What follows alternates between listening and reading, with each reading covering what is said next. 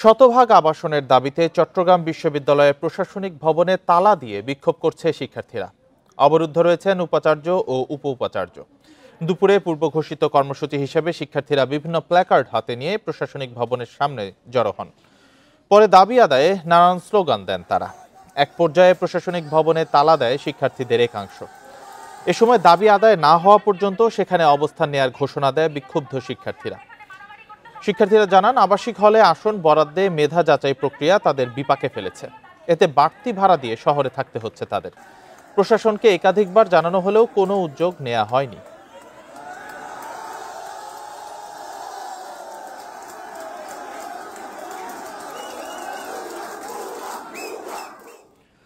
সকল বৈষম্য দূরীকরণ ও প্রাতিষ্ঠানিক সুবিধা বাস্তবায়নের দাবিতে কর্মবিরতি ও অবস্থান ধর্মঘট পালন করেছে রাজশাহী বিশ্ববিদ্যালয়ের শিক্ষক, কর্মকর্তা ও কর্মচারীরা। রোববার সকাল থেকে ক্লাস ও প্রশাসনিক কার্যক্রম বন্ধ রেখে প্রশাসন ভবনের সামনে অবস্থান নেন তারা। এ সময় প্রাতিষ্ঠানিক সুবিধা পুনর্বহাল, শিক্ষক, কর্মকর্তা ও কর্মচারীদের নিরাপত্তা, বিশ্ববিদ্যালয়ের শিক্ষকদের কোয়ার্টার সংস্কার সহ প্রাতিষ্ঠানিক সকল সুবিধা বাস্তবায়নের দাবি জানান তারা। দাবি না মানলে কঠোর আন্দোলনে যাওয়ার হুঁশিয়ারি দেন তারা। একই দাবিতে সোমবার সকাল থেকে 4 ঘন্টা এবং পরের দিন মঙ্গলবার পূর্ণ দিবস কর্মবিরতি পালনের ঘোষণা দিয়েছেন শিক্ষক, কর্মকর্তা, কর্মচারীরা। এ সময় পরীক্ষা কার্যক্রম ছাড়া বিশ্ববিদ্যালয়ের ক্লাস ও প্রশাসনিক কার্যক্রম বন্ধ থাকবে বলেও জানান আন্দোলনকারীরা।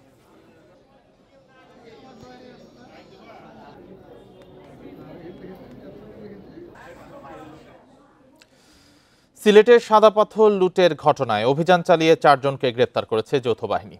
রোববার ভোরে কোম্পানিগঞ্জের আদর্শ গ্রামে অভিযান চালিয়ে তাদের গ্রেপ্তার করা হয়।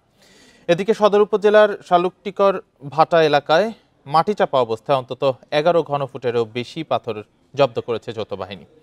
এ সময় জড়িত থাকার অভিযোগে 2 জনকে আটক করা হয়েছে। এ বিষয়ে প্রশাসন জানায়, কোম্পানিগঞ্জের আদর্শ গ্রামে অভিযান চালায় যৌথ বাহিনী। এ সময় সাদা পাথর লুটে জড়িত থাকার ঘটনায় 4 জনকে গ্রেপ্তার করা হয়। তাদের কাছ থেকে বিভিন্ন ধরনের দেশীয় অস্ত্রও পাওয়া যায়।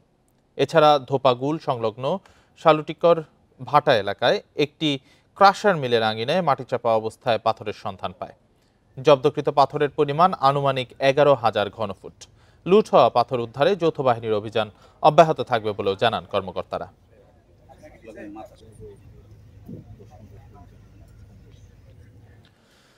সিলেটের ভোলাগঞ্জে পাথর লুটের ঘটনায় স্থানীয় প্রশাসনের যোগসাজশ বা নীরবতা ছিল বলে মন্তব্য করেছেন পরিবেশ উপদেষ্টা সৈয়দা রিজওয়ানা হাসান। দুপুরে সচিবালয়ে সাংবাদিকদের এই মন্তব্য করেন তিনি। বলেন, এই ঘটনায় প্রশাসনের বিরুদ্ধে ব্যবস্থা নেওয়া হবে। এ বিষয়ে দ্রুত সিদ্ধান্ত হবে বলেও জানান তিনি। সর্বদলীয় ঐক্যের কারণে প্রশাসন নিশ্চয়ই যোগসাজশ ছিল, কিন্তু এখন তারা বের করতে পারে কেমন করে যে পাথরগুলো কোথায়। আবার নীরবতাও ছিল, তারা হয়তো অতটা ঝুঁকি নিতে পারছিলেন না, এবং সেজন্য প্রশাসনের ব্যাপারে আমরা ব্যবস্থা নেব কিনা দ্রুতই দেখতে পাবেন। এ নিয়ে আরো জানাতে ঘটনাস্থল থেকে যুক্ত হয়েছেন সহকর্মী রানা মজুমদার। রানা মজুমদার, পরিবেশ ও বনমন্ত্রী ব্রিফিং এ বেশ কিছু কথা বলেছেন, কিছু পদক্ষেপের বিষয়েও কথা বলেছেন। তো এই বিষয়ে আপনার কাছে কি তথ্য আছে?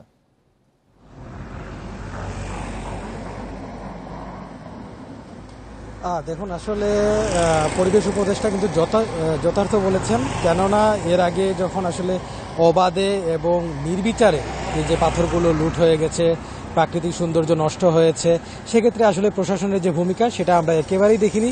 বিশেষ করে কোম্পানিগঞ্জ উপজেলা প্রশাসনের যিনি দায়িত্বরত কর্মকর্তা রয়েছেন, তার সঙ্গে বিভিন্ন সময় যোগাযোগ করা হলেও তার কাছ থেকে আসলে সদুত্তর পাওয়া যায়নি, এবং তার যে অভিযানটা ছিল সেটিও একেবারেই আসলে যৎসামান্য অভিযান ছিল বলে স্থানীয়রা অভিযোগ জানিয়েছেন। এবং পরবর্তীতে যখন বিভিন্ন সংবাদ মাধ্যমে এই বিষয়গুলো উঠে এসেছে, তখন আমরা দেখেছি আসলে প্রশাসন অনেকটাই নড়ে চড়ে বসেছে।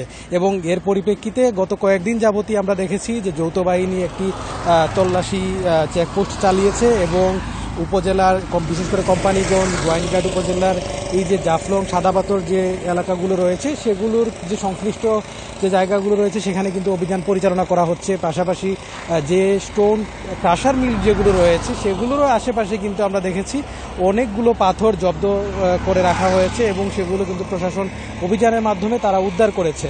এবং এরই পরিপ্রেক্ষিতে কিন্তু আজকেও কিন্তু এই অভিযানগুলো ধারাবাহিকভাবে চলেছে, এবং সকালে শালুটিকর এলাকায় কিন্তু অভিযান পরিচালনা করে প্রায় 11,000 ঘনফুট পাথর জব্দ করা হয়েছে।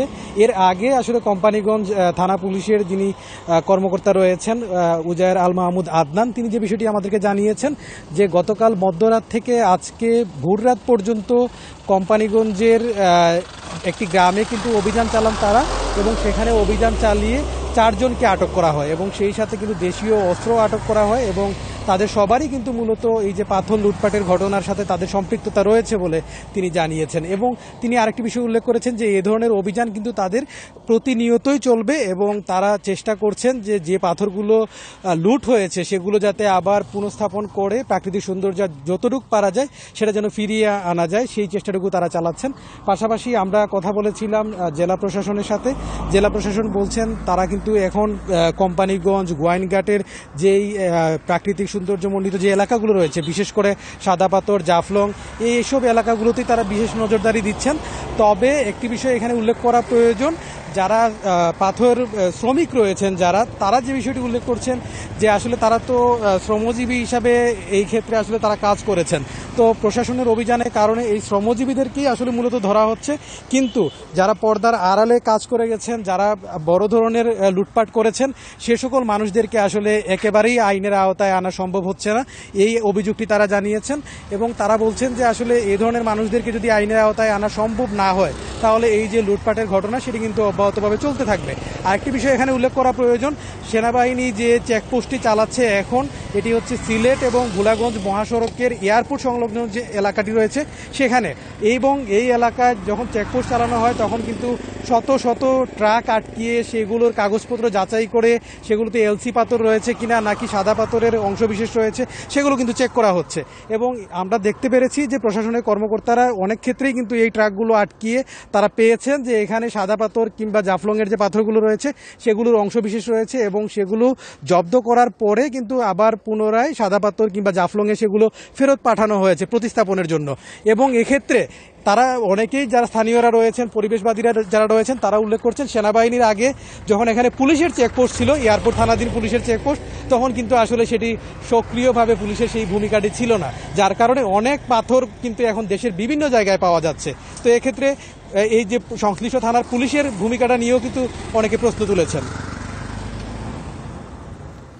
সিলেটের সাদা পাথর লুটের ঘটনায় যৌথ বাহিনীর অভিযানের বিষয়ে জানাচ্ছিলেন সহকর্মী রানা মজুমদার। রাজশাহীতে সেনা অভিযানে আগ্নেয়াস্ত্র, বিস্ফোরক ও মাদক সহ আটক অনিন্দ ও তার 2 সহযোগীকে 5 দিনের রিমান্ড দিয়েছেন আদালত। দুপুরে বোয়ালিয়া থানা পুলিশ তাদের মহানগর দায়রা জজ আদালত 2-এ হাজির করে 7 দিনের রিমান্ডের আবেদন জানায়। পরে শুনানি শেষে বিচারক মামুনুর রশিদ প্রত্যেকের 5 দিন করে রিমান্ড মঞ্জুর করেন। শনিবার রাতে নগরীর বোয়ালিয়া থানায় এসআই রেজাউল করিম বাদী হয়ে মামলা করেন। মামলায় অস্ত্র, বিস্ফোরক ও মাদকদ্রব্য নিয়ন্ত্রণ আইনে অভিযোগ আনা হয়েছে। এর আগে শনিবার নগরীর কাদিরগঞ্জ এলাকায় একটি কোচিং সেন্টারে অভিযান চালিয়ে মালিক মুনতাসিরুল আলম অনিন্দ এবং তার 2 সহযোগী রবিন ও ফয়সালকে আটক করা হয়।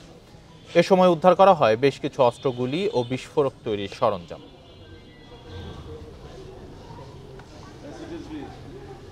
যশোরের ভবদহ অঞ্চলে জলাবদ্ধতার কবলে 1/2 শিক্ষা প্রতিষ্ঠান, ফলে শিক্ষা কার্যক্রম ব্যাহত হওয়ার পাশাপাশি কমেছে শিক্ষার্থী উপস্থিতি। এরই মধ্যে বন্ধ হয়ে গেছে অনেক প্রতিষ্ঠানের পাঠদান। জেলা শিক্ষা কর্মকর্তা বলছেন, জলাবদ্ধতার স্থায়ী সমাধান না হলে সংকট কাটবে না। যশোরের মনিরামপুরে সুজাতপুর হাটগাছা সরকারি প্রাথমিক বিদ্যালয় ভারী বৃষ্টির কারণে জুন থেকে জলাবদ্ধতার কবলে ভবদহ এলাকার শিক্ষা প্রতিষ্ঠানটি। দুর্ভোগে স্কুলটির 1/2 শিক্ষার্থী। স্কুলে আসতে অনেক সময় আমি পড়ে যাই, ব্যাগ বই খাতা সব ভিজে যায়। আমাদের স্কুলে পানি উঠে গেছে, আমাদের এই যে পড়াশোনায় সমস্যা হচ্ছে। শুধু এই প্রতিষ্ঠান নয়, অতিবৃষ্টির কারণে ভবদহ অঞ্চলের মনিরামপুর, কেশবপুর ও অভয়নগরে 1/2 শিক্ষা প্রতিষ্ঠানে দেখা গেছে এমন জলাবদ্ধতা। শ্রেণীকক্ষে পানি উঠায় অনেক স্কুলে বন্ধ পাঠদানও। শিক্ষক ও অভিভাবকরা বলছেন, বছরে অন্তত 5 থেকে 6 মাস এই অবস্থা থাকে। শিক্ষা কার্যক্রমের ক্ষতির পাশাপাশি কমেছে শিক্ষার্থী উপস্থিতিও। জলের পচা গন্ধে আমরা পড়তে পারতেছি না, আর বাড়ি থেকে তো বেরোনোই যাচ্ছে না। ভবদহ সমস্যার কারণে আমাদের বিদ্যালয়টি জলমগ্ন থাকে বছরের প্রায় 9 মাস। 40 থেকে 45টি স্কুল পানির তলে। আমাদের ছেলেমেয়েদের লেখাপড়া ব্যাহত হচ্ছে। এ বিষয়ে সংশ্লিষ্ট দপ্তরে চিঠি দেওয়া হয়েছে বলে জানান জেলা প্রাথমিক শিক্ষা কর্মকর্তা। বলেন, ভবদহ অঞ্চলে জলাবদ্ধতার স্থায়ী সমাধান না হলে সংকট থেকেই যাবে। উপদেষ্টা মহোদয় এসেছিল, আমরা ওনাকে জানিয়েছি, আমাদের সচিব স্যারকে জানিয়েছি, মহাফজল স্যারকে জানিয়েছি। ইতিমধ্যে আমি গত সপ্তাহে আমি এগুলো ছবি তুলে আবার অধিদপ্তরে পাঠিয়েছি। মূল সমস্যার সমাধান না হলে আসলে আমাদের এই সমস্যাটা থেকেই যাবে। বৃষ্টি অব্যাহত থাকলে আরও অন্তত অর্ধশত বিদ্যালয় জলাবদ্ধতার কবলে পড়বে বলে শঙ্কা স্থানীয়দের। Independent news. বৃষ্টি ও জোয়ারের স্রোতে লক্ষ্মীপুরের তেগাছিয়ায় ধসে পড়েছে সেতু সংযোগ সড়ক। এতে বিচ্ছিন্ন হয়ে পড়েছে রামগতি ও হাতিয়ার সড়ক যোগাযোগ। এদিকে অপরিকল্পিত নদী খনন ও নিম্নমানের সামগ্রী ব্যবহারে ধসে পড়েছে সাতক্ষীরার মরিচচাপ নদীর উপর নির্মিত 7টি সেতু। যোগাযোগ বিচ্ছিন্ন হওয়ায় দুর্ভোগে রয়েছে 3 উপজেলার 25টি গ্রামের মানুষ। এক মাস আগে বৃষ্টি ও জোয়ারের স্রোতে ধসে পড়ে লক্ষ্মীপুরের রামগতি উপজেলার তেগাছিয়া সেতুর উত্তর পাশের সংযোগ সড়ক। এতে হাতিয়া রামগতি সড়ক যোগাযোগ বিচ্ছিন্ন হয়ে যায়। সূর্যের এখান দিয়ে নদী ছিঁড়ে গেছে, তখন এদিক থেকে পানির প্রকোপ খুব বেড়ে যেতে গিয়ে এখানে সড়কটা আপনার পোল থেকে বিচ্ছিন্ন হয়ে গেছে। 1 মাস পর্যন্ত ভাঙে চুরমার হয়ে গেছে। আমাদের এই দিকের মানুষ রামগতি যেতে পারতেছে না, আবার রামগতির মানুষ তেগাছিয়া বাজার আসতে পারতেছে না। সেতুটি রামগতি চরগাজী এলাকাবাসীর যোগাযোগ মাধ্যম। পাশে মৎস্য অবতরণ কেন্দ্র, আশেপাশের 20টি শিক্ষা প্রতিষ্ঠান ও 10টি হাটবাজারে যাতায়াত হয় এই পথে। কিন্তু এখন তা সংস্কারে নেওয়া হয়নি কোনো উদ্যোগ। এস্টিমেট তারা প্রণয়ন করেছেন এবং তারা সেটি ঢাকায় পাঠাবেন এবং আমরা বিশ্বাস করি যে খুব দ্রুত গতিতে এর প্রয়োজনীয় বাজেট আমরা পেয়ে যাব এবং পাওয়া মাত্রই দ্রুত যেন কাজ শুরু করে দেওয়া হয়, সেজন্য আমরা নির্বাহী প্রকৌশলী এলজিডিকে বলেছি। এদিকে সাতক্ষীরার মরিচচাপ নদীর উপর নির্মিত 7টি সেতু ধসে পড়ায় দেভাটা, আশাশুনি ও সদর উপজেলার অন্তত 25 গ্রামের যোগাযোগ বিচ্ছিন্ন হয়ে পড়েছে। স্থানীয়দের অভিযোগ, অপরিকল্পিত খনন ও নিম্নমানের সামগ্রী ব্যবহারে বিপর্যয় ঘটেছে। এখন যদি এই ব্রিজটা দ্রুত সংস্কার করে সরকারের মাধ্যমে, তাহলে মানুষ তাতে খুব লাভবান হবে। তবে জেলা প্রশাসক জানিয়েছেন, এবার 7টি সেতুকে এক করে টেকসই 3টি সেতু নির্মাণের উদ্যোগ নেওয়া হয়েছে। ব্রিজের যে এরিয়া ছিল তার থেকে হয়তো খননের কারণে এটা প্রশস্ত বেড়ে যাওয়ার কারণে কিন্তু এই অবস্থার সৃষ্টি হয়েছে। তো আমরা এটা ইউনোকে বলেছি এবং তারা প্রজেক্ট প্রপোজাল হয়তো এটা করেছে, পাঠিয়েছে অথবা পাঠাবেন। 2014 সাল থেকে 4 বছরে সদর ও আশাশুনিতে 7টি সেতু নির্মাণ করা হয়, যা অপরিকল্পিত ও নজরদারি না থাকায় টেকসই হয়নি দাবি এলাকাবাসীর। Tanzil Hasnat, independent news. চট্টগ্রামে ব্যাটারি রিকশা ও ইজি বাইক নিয়ে পুলিশি হয়রানি বন্ধ, সিএমপি কর্তৃক অবৈধ প্রজ্ঞাপন প্রত্যাহার সহ 4 দফা দাবিতে সংবাদ সম্মেলন করেছে battery rickshaw, van, easy bike সংগ্রাম পরিষদ। দুপুরে প্রেস ক্লাবে এই সংবাদ সম্মেলন করা হয়। সংগঠনের চট্টগ্রাম জেলা শাখার আহ্বায়ক আল কাদেরি জয় জানান, হাইকোর্ট থেকে বৈধ ঘোষিত এসব রিকশা হুট করে নগরীর রাস্তায় চলাচলে নানা ধরনের বিঘ্ন তৈরি করছে পুলিশ। ইতোমধ্যে তারা এই বিষয়ে একটি প্রজ্ঞাপনও দিয়েছে, যা অবৈধ বলেও দাবি করেন তিনি আরও বলেন, এসব রিকশা পরিচালনায় সঠিক নীতিমালা না করে এই ধরনের উদ্যোগ কাম্য নয়। উল্টো নগরীতে বিভিন্নভাবে এসব রিকশা চালকদের হয়রানি করা হচ্ছে। এই অবস্থায় 4 দফা দাবি নিয়ে মাঠে নেমেছেন তারা। দাবি পূরণ না হলে কঠোর আন্দোলনের ঘোষণা দিয়েছে সংগঠনটি।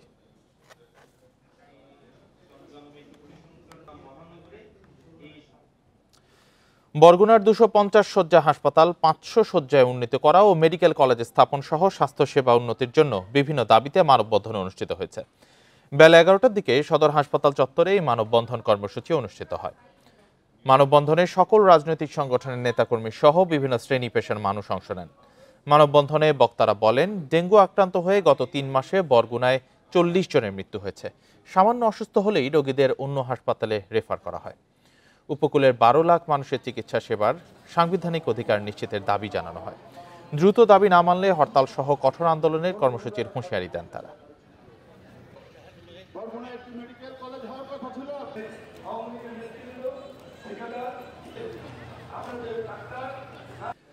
বরিশালে স্বাস্থ্যসেবা সংস্কার আন্দোলনে হামলার ঘটনার বিচারে দাবিতে বিক্ষোভ করেছে শিক্ষার্থীরা।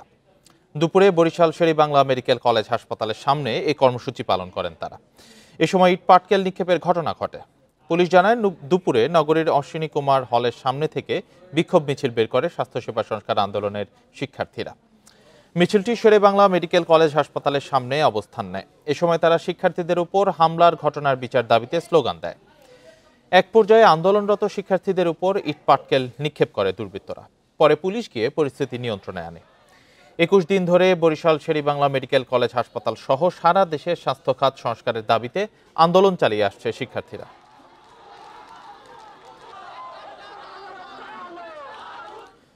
চট্টগ্রাম কাঁচা বাজারে সবজির দাম নিয়ন্ত্রণে তদারকি অভিযান চালিয়েছে ভোক্তা অধিদপ্তর।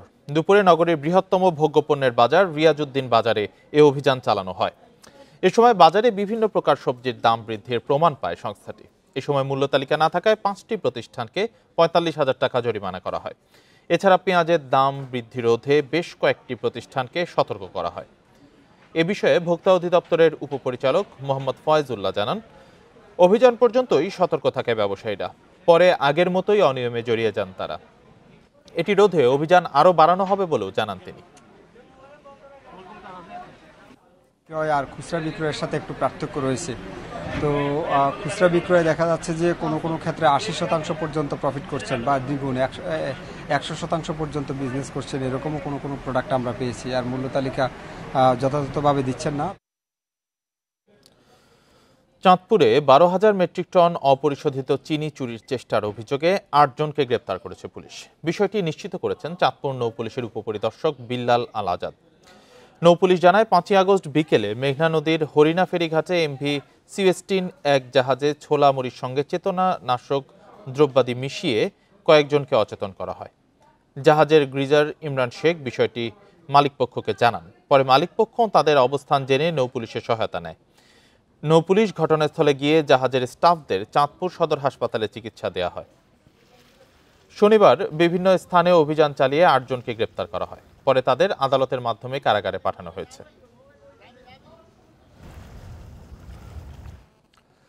চট্টগ্রামের বন্দর থানা এলাকায় আওয়ামী লীগের মিছিল থেকে পুলিশের উপর হামলার ঘটনায় প্রধান আসামি শাকিলকে গ্রেপ্তার করেছে পুলিশ। এই ঘটনায় মোট 31 আসামিকে গ্রেপ্তার করেছে পুলিশ।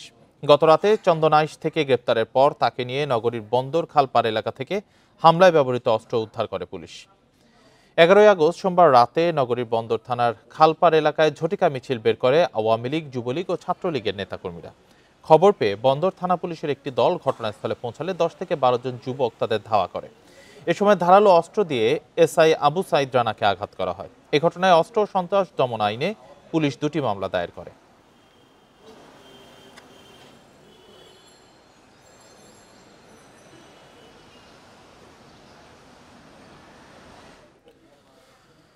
আশুলিয়া থেকে জাল টাকা ও ভারতীয় মুদ্রা সহ একজনকে আটক করেছে গোয়েন্দা পুলিশ। গভীর রাতে জিরাবো কোন্ডলবাগ থেকে তাকে আটক করা হয়।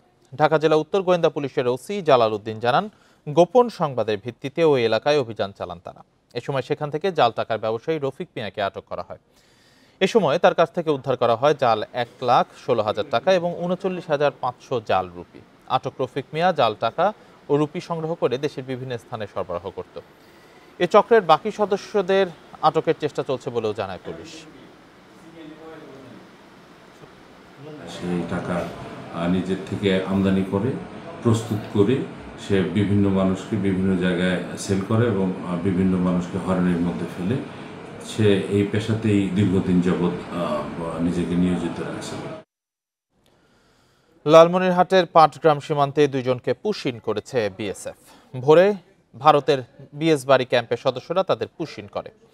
পাটগ্রাম থানার ওসি মিজানুর রহমান ঘটনার সত্যতা নিশ্চিত করে জানান, পাটগ্রামের প্রধানপাড়া থেকে বিজিবির টহল দল তাদের আটক করে। প্রাথমিক জিজ্ঞাসাবাদে আটক হওয়া 2 জন জানান, 1 বছর আগে অবৈধভাবে বেনাপোল সীমান্ত দিয়ে ভারতে যান তারা। আটককৃতরা বর্তমানে পুলিশ হেফাজতে রয়েছেন। তাদের পরিবারকে খবর দেওয়া হয়েছে। পরিচয় নিশ্চিত হলে তাদের পরিবারের কাছে হস্তান্তর করা হবে।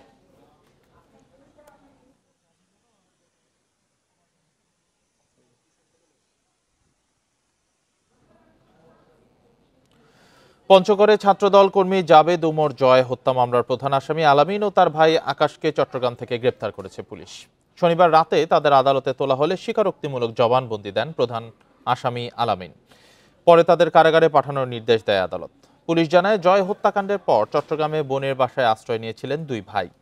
শুক্রবার সকালে তাদের গ্রেপ্তারের পর পঞ্চগড়ে নেওয়া হয়। 6 আগস্ট শহরের সিনেমা হল মার্কেটে ছাত্রদল কর্মী জাবেদ উমর জয়কে মারধর ও ছুরিকাঘাত করে আলামিন ও তার সহযোগীরা। আশঙ্কাজনক অবস্থায় জয়কে উদ্ধার করে রংপুরে নেয়ার পথে মারা যান তিনি।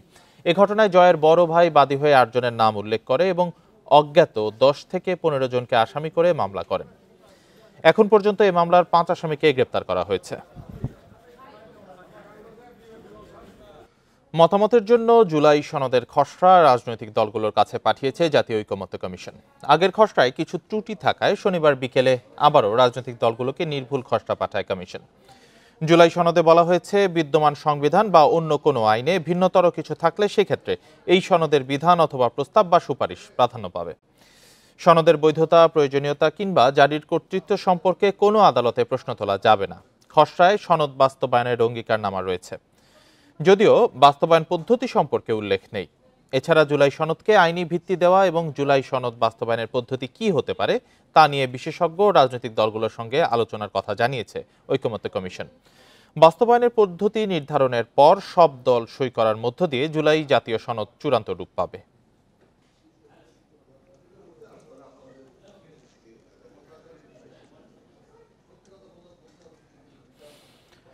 নাটোরের সিংড়ায় বাবার ধারালো অস্ত্রের আঘাতে মাদকাসক্ত ছেলে শরীফুল ইসলাম নিহত হয়েছেন।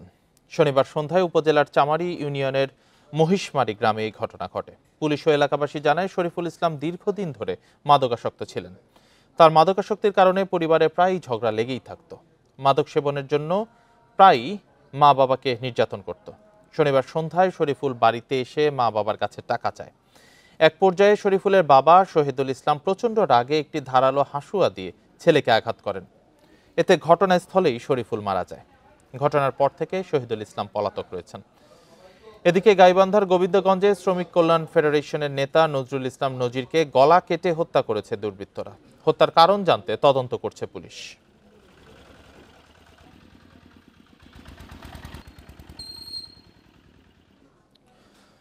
গাজীপুরে আগুনে পুড়ে গেছে 4টি ঝুটের গুদামের বিপুল পরিমাণ মালামাল।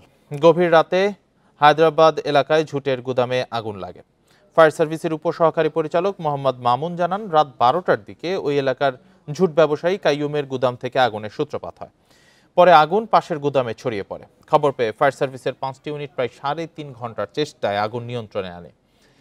গুদামের ভেতর কাপড় সহ দাহ্য পদার্থ থাকায় আগুন নিয়ন্ত্রণে বেগ পেতে হয় তাদের। আগুন লাগার কারণ ও ক্ষয়ক্ষতির পরিমাণ তদন্ত শেষে জানা যাবে বলে জানিয়েছেন ফায়ার সার্ভিসের কর্মকর্তারা।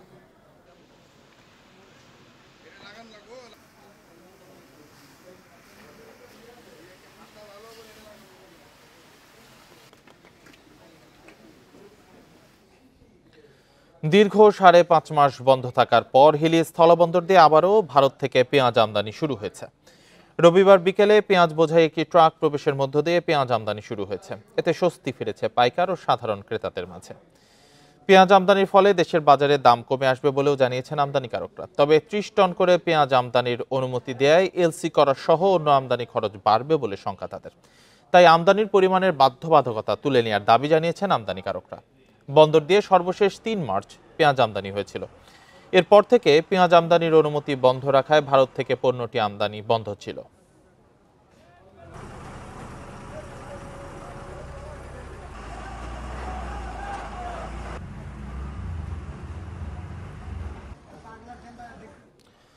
খাগড়াছড়ি পৌর শহরের বেশিরভাগ ফুটপাত অবৈধভাবে দখল করে রেখেছেন ব্যবসায়ীরা। একাধিকবার দখলমুক্ত করার নির্দেশ দিলেও তা মানছে না কেউ। এতে চলাচলে চরম ভোগান্তিতে পড়েছেন পথচারীরা। দ্রুত ফুটপাত দখলমুক্ত করার দাবি শহরবাসীর।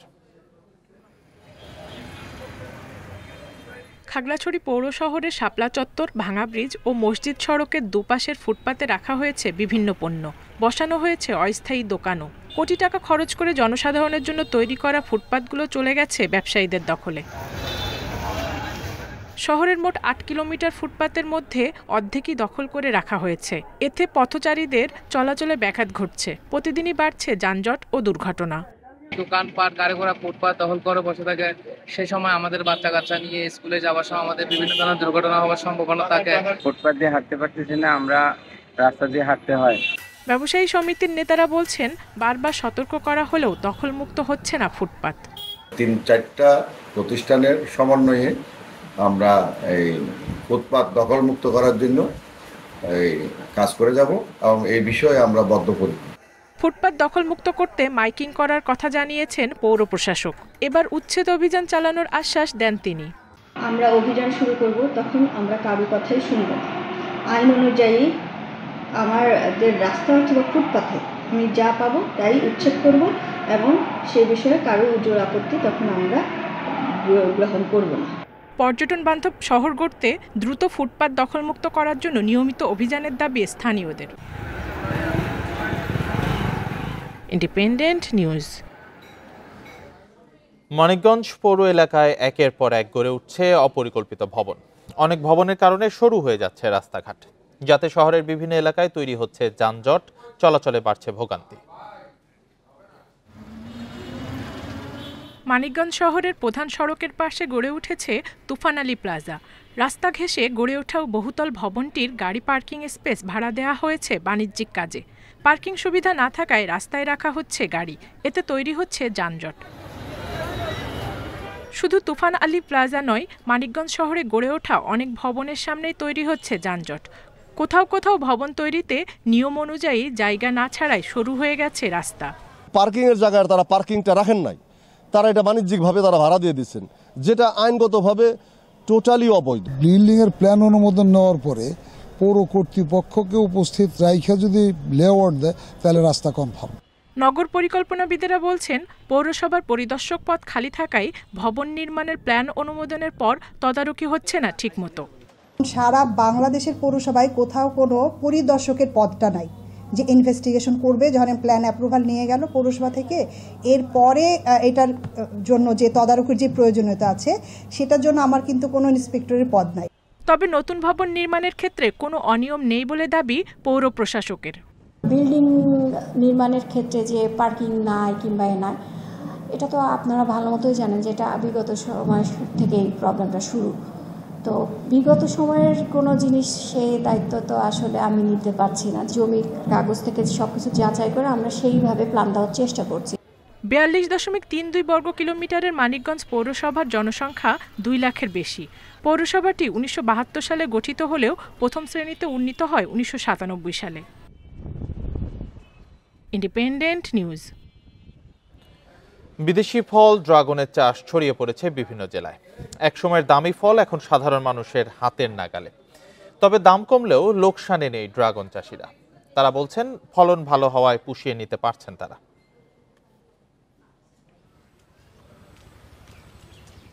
কয়েক বছর আগে নাটোরে বাণিজ্যিকভাবে শুরু হয় ড্রাগন ফলের চাষ। কম সময়ে বেশি ফলন এবং লাভজনক হওয়ায় আগ্রহ বাড়ে চাষিদের।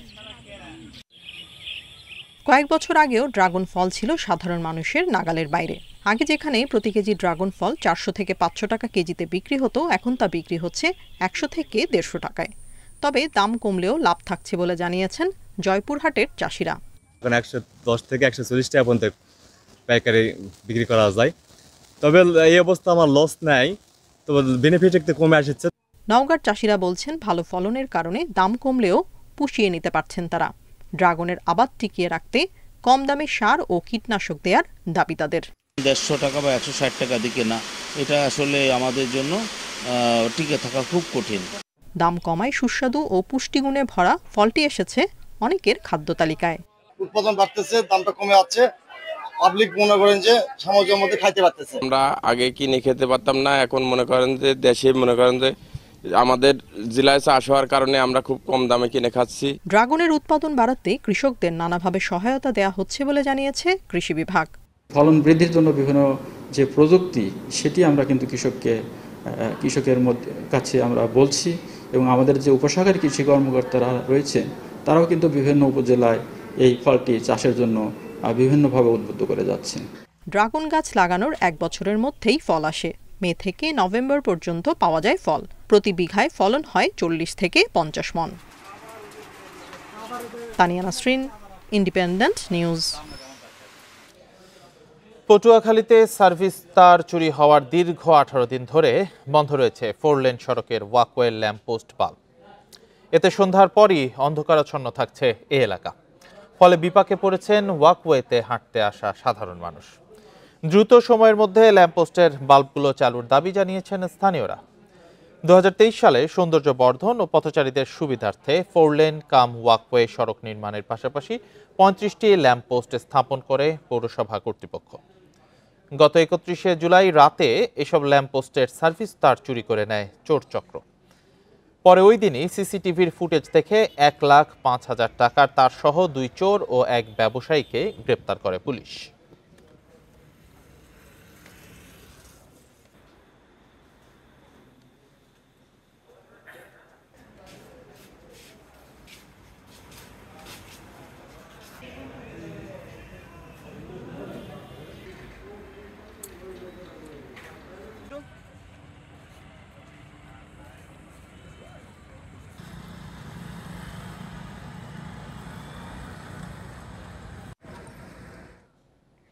এই ছিল সমগ্র বাংলাদেশের আজকের আয়োজন।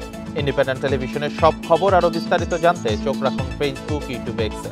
এতক্ষণ যারা সাথে ছিলেন ধন্যবাদ সবাইকে। আমন্ত্রণ আমাদের পরের আয়োজন।